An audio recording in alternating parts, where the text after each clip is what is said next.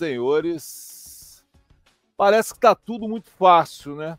É só a gente adquirir um center e está tudo resolvido. Eu acho que não. Diante de uma análise mais fria, claro, sofremos muito com a ausência de um center de qualidade. Jackson Hayes não supriu os nossos problemas.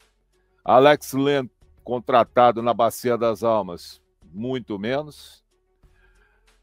Christian Coloco, uma tentativa, fora um ano, problemas graves de saúde, graças a Deus se recuperou, mas talvez esse um ano de inatividade não permitiu que ele fizesse minimamente um pouco mais do que a gente precisava. E também não me parece ser o jogador que consegue fechar ali com o Luka a questão do que muito o Luka precisa, que é não só abrir os espaços, mas saber jogar em pick and roll, saber jogar recebendo lobs, fazendo coisas que o Luka sempre teve no Dallas Mavericks. E como o Lakers hoje é o time do Luka, não mais o time do LeBron, não é que o LeBron se aposentou, não, gente, ainda não. Mas o futuro do Lakers está ali fechado com o Luka. Então, você tem que fazer as coisas minimamente para o Luka, para que as coisas funcionem minimamente. Então, quando a gente fica o tempo inteiro falando precisamos de um center, só que não é só um center que vai resolver o problema. Bota o center para jogar com o Luka e acabou, o time é só esse. Os problemas do Lakers foram só esses? Não, não foram. Uma análise fria, calculada, vai ver que a gente tem outros defeitos, outros furos no elenco. A profundidade de elenco do Lakers não é a que a gente gostaria que fosse. E ainda tem um problema. Nós ainda temos um problema. Austin Reeves,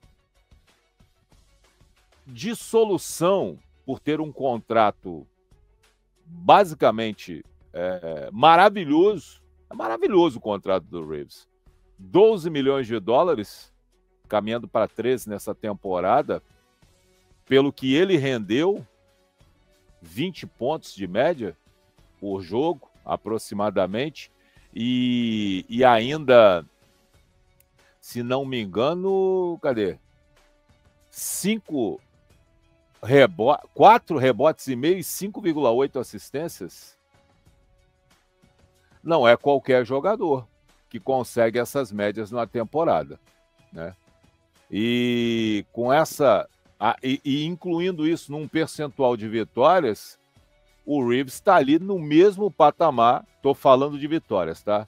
Shea conseguiu fazer isso, Jokic conseguiu fazer isso, Giannis conseguiu fazer isso, Tatum, Harden, LeBron, Reeves, Damian Lillard, Luka, Cade Cunningham, Fox, né, que é o De'Aaron Fox, e o LaMelo. O Reeves está nesse patamar de pelo menos médias de 20 pontos, 4 rebotes e meio e 5,8 assistências, classificados pelo percentual de vitórias que as equipes conseguiram, que o Lakers conseguiu com a presença dele. E que esses jogadores que eu citei conseguiram nas suas respectivas franquias. Então, o Reeves é um custo-benefício espetacular. Só que nós temos um problema. O Reeves, nessa temporada, a próxima agora, é a última em relação ao contrato que ele estendeu em 2023. E com isso, ele, na próxima temporada, sem ser agora, a que vem agora, a outra, ele pode testar o mercado. Abrir mão de extensão e testar o mercado. Ele, lógico, gente, entendam, aquela coisa antiga de amar a franquia,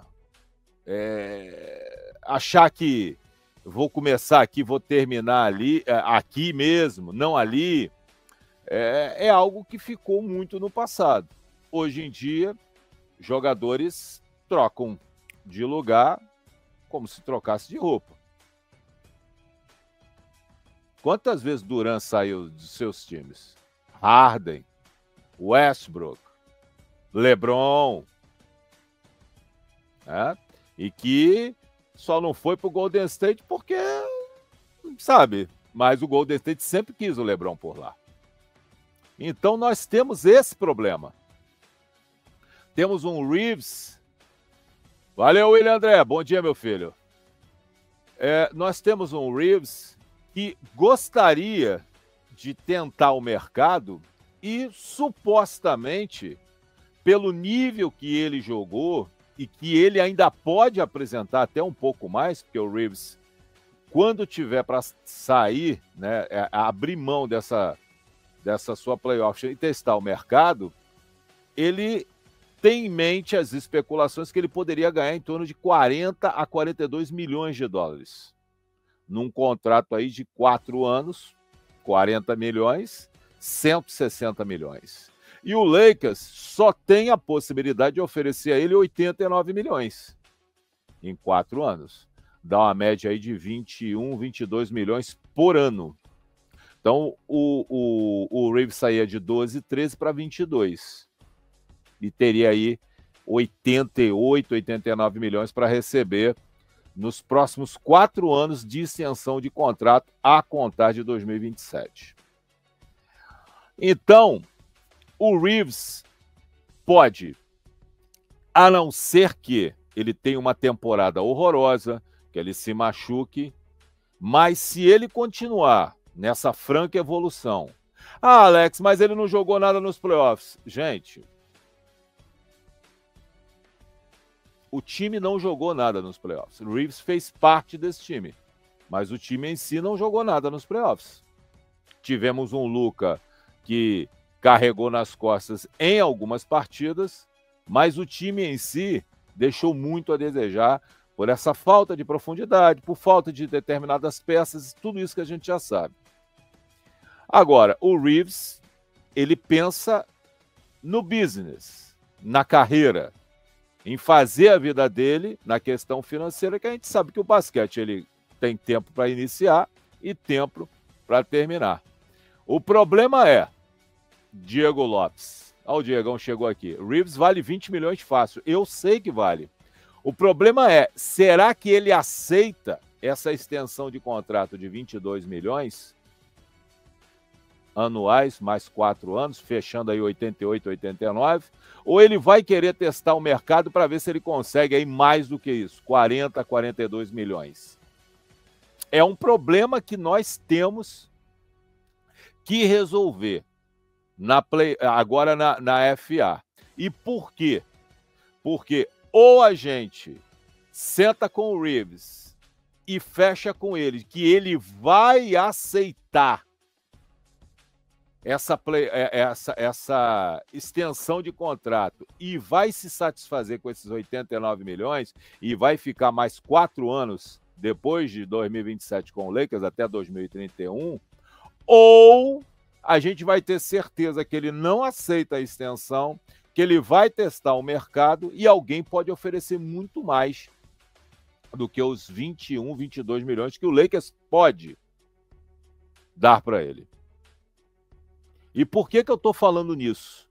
Porque ele, se caso não haja essa definição de que ele vai ficar, que ele aceita a extensão, o Lakers vai precisar negociar.